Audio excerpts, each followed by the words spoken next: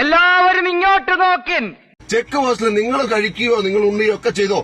ഡ്യൂട്ടിക്ക് നിൽക്കുന്നയാൾ എന്ത് ചെയ്യണം? അയാളുടെ നെയിം പ്ലേറ്റ് വേണം. അയാൾ എന്ത് പറയണം? ഞാൻ നിങ്ങളുടെ വാഹനം സെർച്ച് ചെയ്യാൻ പോകണമെന്ന് പറയണം. സെർച്ച് ചെയ്യാനുള്ള ഉദ്യോഗസ്ഥനായി നിൽക്കുന്നേ.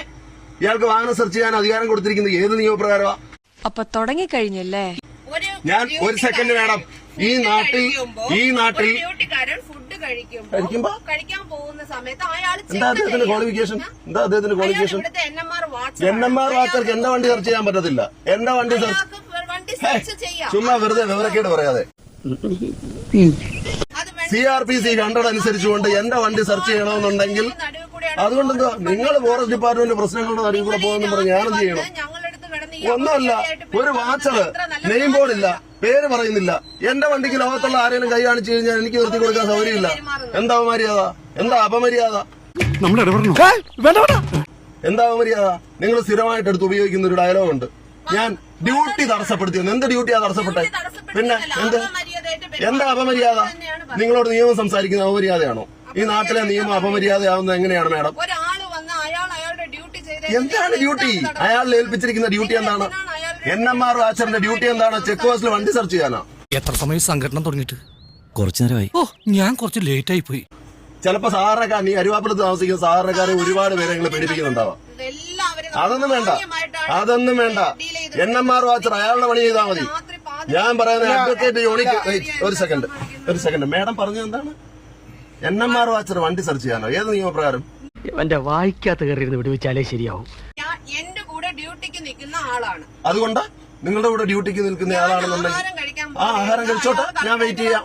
ആഹാരം കഴിച്ചു കഴിഞ്ഞിട്ട് നമുക്ക് സെർച്ച് ചെയ്യാം. ഞാൻ ചെയ്യല്ലേ? ഇവിടെ ചെക്ക് പോസ്റ്റിലല്ലേ വണ്ടി കിടക്കുന്നത്? ആരോടെ?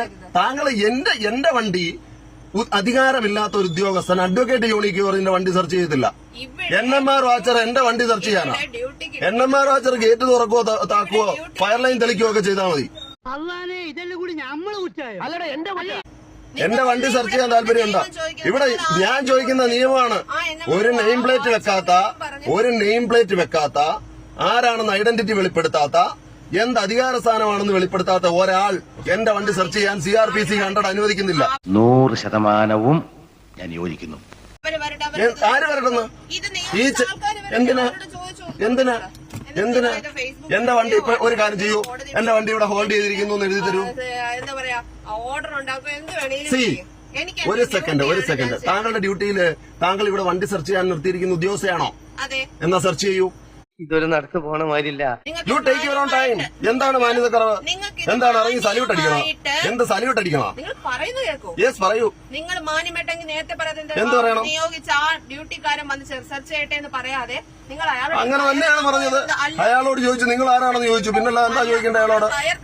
എന്താണ് ഈ കയർത്ത് കയറുക എന്നൊക്കെ പറഞ്ഞാൽ? നിങ്ങൾ ഉദ്യോഗസ്ഥരോട് ഉറച്ച് സംസാരിച്ച ഉടനെ കയർത്ത് കയറുകയാണെന്ന് എങ്ങനെയാ? എന്താ എന്റെ ഉദ്ദേശം? പിന്നെന്താ? ഞാനൊരു 5 മിനിറ്റ് കൂടെ വെയിറ്റ് ചെയ്യും. അല്ല, ഞാൻ 5 മിനിറ്റ് കൂടെ വെയിറ്റ് ചെയ്യാം. താങ്കൾക്ക് സെർച്ച് ചെയ്യണേ സെർച്ച് ചെയ്യാം. വാച്ചറിനോട് എന്താ സംസാരിക്കും? വാച്ചറിന് എന്നാ സല്യൂട്ട് അടിക്കണം? പിന്നെന്തുവാ? താങ്കളുടെ അടുത്താണെങ്കിലും ഇനി DFO അടുത്താണെങ്കിലും ഇനി ചീഫ് വൈൽഡ് ലൈഫ് വാർഡനാണെങ്കിലും സംസാരമൊക്കെ ഇത്രയേ ഉള്ളൂ. ഇത്രയും ധൈര്യം ഞാൻ എന്റെ ചാൽ ശോഭരാജ് മാത്രമേ കണ്ടിട്ടുള്ളൂ. താങ്കളുടെ പ്രശ്നം എന്താണ്? എന്റെ പ്രശ്നം താങ്കൾക്ക് വാഹനം സെർച്ച് ചെയ്യണം.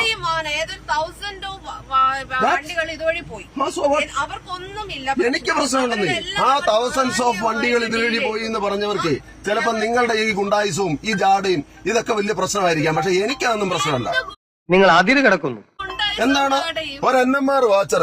അങ്ങേര് നെയിം പ്ലേറ്റ് ഇല്ല, ആരാണെന്ന് പറയുന്നില്ല, നേരെ വന്ന് വണ്ടിക്ക് അത് ലൈറ്റ് അടിക്കുക. ഈ നാട്ടിൽ ജീവിക്കുന്ന ഒരു പൗരന്മാരാ, മനസ്സിലായില്ലേ?